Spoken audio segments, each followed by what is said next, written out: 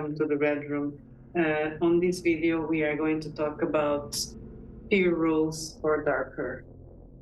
Which are different Panic. than panic, and other things that you have to rule when you are when your character is afraid and panicked. It's one of the biggest differences from a Ratchet. It is, yes. Right? So in Ratchet it was bad enough, but it was mostly how bad you fail your week's roll. You would just have some mild issue or gain a derangement that would impact on your character's efficiency in the future. In this case, it's gradual and it starts being annoying since the beginning. So the main difference, you have fear points, which is a kind of damage, a mental damage. It's health point, but in reverse, but because in reverse, your yes. health is going down and the and fear is going up. And just like health points, you have to cure them in a way. You don't recover from fear just because time has passed. You have to do something for that. Like resting, sleeping, going to the spa. Really, yes, going to the spa, going to the shrink or the therapist, or doing meditating, doing stuff that you like. But that's after. Now, how do you get your points? How do you gain fear points? Okay, so obviously violence. Well, first let's say how the fear score is kept. So it's half the wits rounded up, correct? That is the threshold. That's when you have to worry a lot about that. So Jackie that we rolled, yes. For her, it would be. She had 9, so her fear 9 wits. So her fear. Well, she had 8, but she got an extra point. Yeah, so a 9. It's 9. So her fear threshold. 5 because it's half rounded up, and in this case it would be 4.5, right? So 4.5 means 5, and her panic threshold would be 5, which means that she can safely, or at least kind of safely, accumulate fear points up to 5.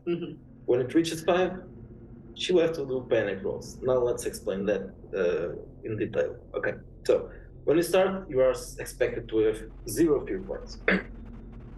But then you will be exposed to situations that will be tragic or supernatural or paranormal or violent. So you'll gain fear points. There's a list of fear point triggers that have a recommended score. If you are tortured, you'll gain 3 fear points, which would be probably a problem for your character. Encountering supernatural entities, even worse. You could immediately go up to your panic threshold. And there are other examples like facing overwhelming odds that would give you a fear point, or discovering a secret, 1 fear point as well. Prolonged isolation could give you 2 fear points, etc. Okay, so you accumulate those points. It also depends on the character, right? Don't imagine that you are playing someone that is used to violence. Probably that is an optional rule. So we'll mention that in a bit. Okay. Yes, but it can be. You can have less. You can have some resistance to certain kind of, like a doctor seeing bodies, or a policeman seeing bodies, or a policeman or a soldier witnessing violence or criminal,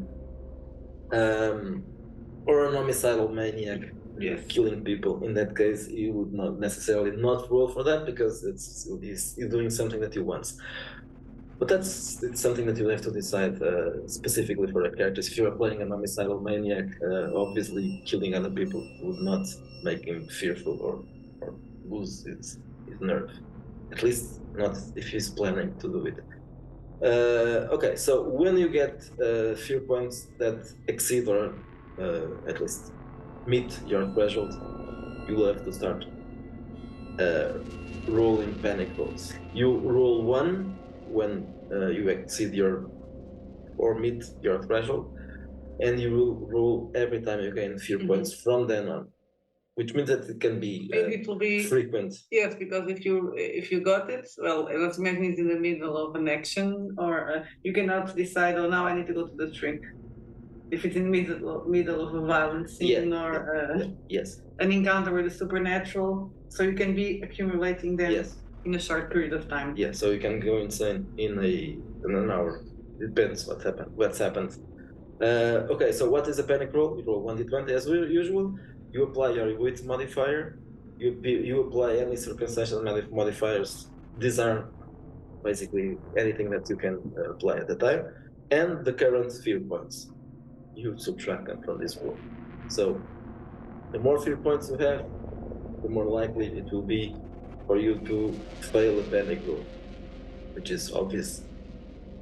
If you have, let's say, 10 fear points accumulated already, it will be very likely that you're going to fail that roll. At least, even if you're not failing, it will be more likely.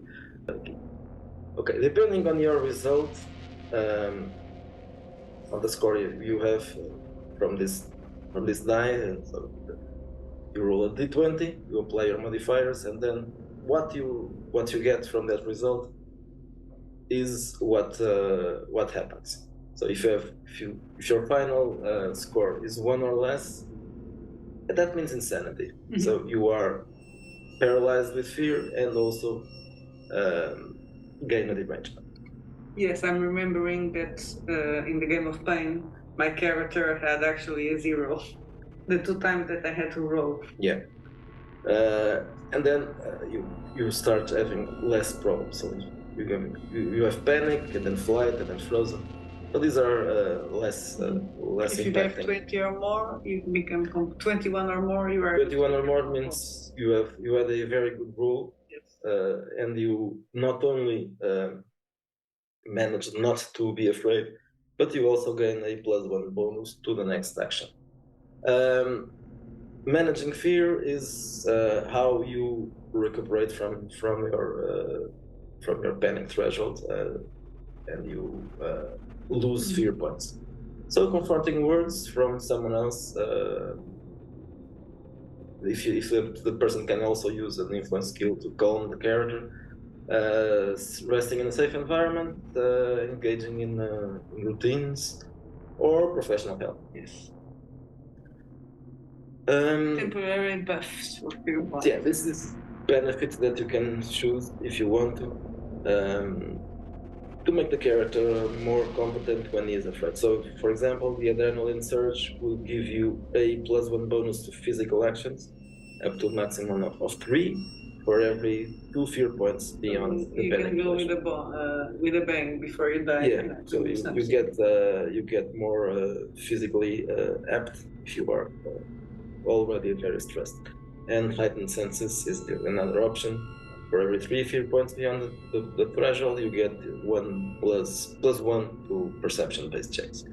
Then there's something else this is not optional. This is something that you will get as long as you are as you reach the panic threshold.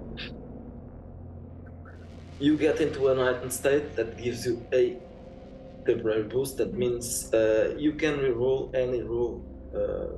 any action that you have to roll from the moment when you surpass your threshold. And but there's a downside. So you can reroll anything, but if you fail, not just fail, but if you fail that roll, and the result, and that's the score is between 1 and 5, then you have to roll again on the panic type. So you can end up even worse. You can get even worse, yeah. What you mentioned before was the fear resistant, which is optional. So if you can develop resistance to certain kinds of things, if you have been exposed to them in the past, you will get less fear points. The insanity is more or less the same as in Wretched. The difference is how you get there, but then what happens when you get there is basically the same. You gain 1 drawback that is mental affliction, and that is a derangement. So you have things like addiction, anxiety disorder, bipolar disorder, hallucination, flashbacks, etc. Post-traumatic stress, yeah. That works the same way, and recovering from insanity is also mostly the same thing. You'll have to spend time in an hospital or do therapy or do medication, and then there will be a regular week's rule with a target number to determine if you are improving or if you are cured. And if you are cured, you can take away the drawback, the mental drawback that you have added to your character. But at least if it was caused by fear. Of course, you can also do that for a derangement that you've already started with it, but you can also treat that, though these rules are meant for the ones that you gain after you are playing. And I think this covers the chapter. Fear and panic. So this is easier to lose your grip on reality than Ratchet. Which makes sense because, in an horror game you have to, at least in my opinion, you have to have fear rules and the chance of going inside. Yes, that's a tracker. But at the same time, there are some benefits from this that didn't exist in Ratchet. You only have problems, never benefits. In this case, you have some benefits. Or possible benefits. Possible benefits. Some of them are optional. Possible benefits from stress and fear that can. This is to make this closer to a horror movie. Mm-hmm. When you are really panicking, then you can do some kind of physical stunt that you usually wouldn't be able to. And in this game, since you are in giving the normal character the chance to maybe survive. Yeah. So the reroll, for example, can do that for a character. And the optional debuffs, mm-hmm. The temporary buffs, these are also beneficial and, in this case, optional. I would say that if you are playing something like Giallo or a slasher, mm-hmm. especially a slasher, you'd probably want to use this or a zombie apocalypse. Mm-hmm, mm-hmm. Yeah, so you can survive some, because in that case you will need physical benefits to survive what you are facing. Okay, this is how panic and fear works in Darker. There are other videos about the rules and the game itself, so you can watch them in the channel. Play Darker and become insane. Yes, not in real life. Exactly, just your character. Okay, that's it. Bye bye.